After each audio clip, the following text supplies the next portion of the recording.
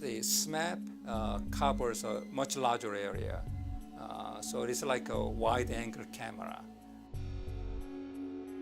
And NISAR covers about 240 kilometers, but much higher resolution. So it is a narrower angle camera. So you can compare that SMAP versus NISAR. One is a wide-angle camera, the other one is a narrow-angle camera.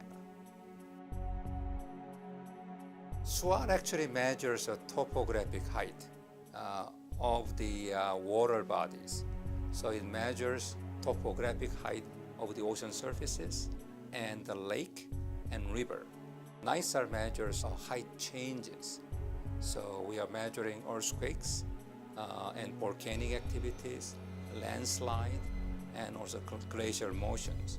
So we are actually measuring precise change of the height and the motion of the surface. So it measures a different. SWOT is a Ka band, so in terms of frequency, that's a 35 gigahertz, much higher frequency system.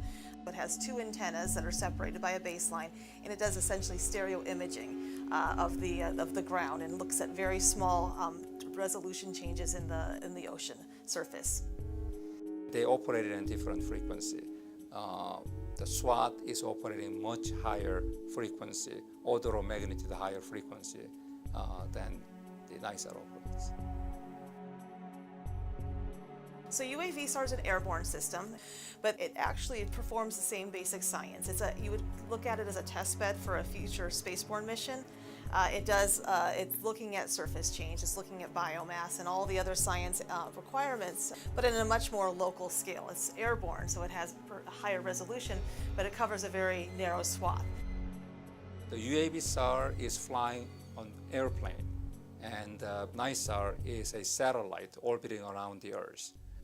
One of the challenging requirements of a NISAR is collecting L-band radar data over 240 kilometer swaths. And the airborne sensor cannot do that.